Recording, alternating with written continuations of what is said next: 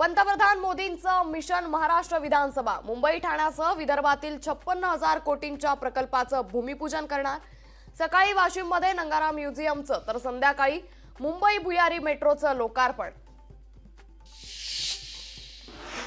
विरोधी पक्षनेते राहुल गांधी आज कोल्हापूर दौऱ्यावर संविधान सन्मान संमेलनात होणार सहभागी।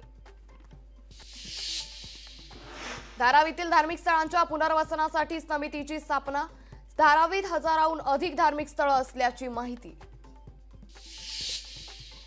हरियाणा विधानसभेसाठी आज मतदान। विधानसभेच्या 90 जागांसाठी होणार मतदान।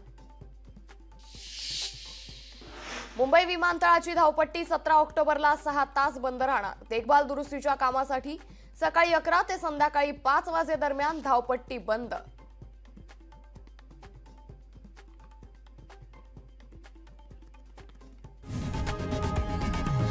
लोकशाही मराठी ऐका, पहा, जागरूक रहा।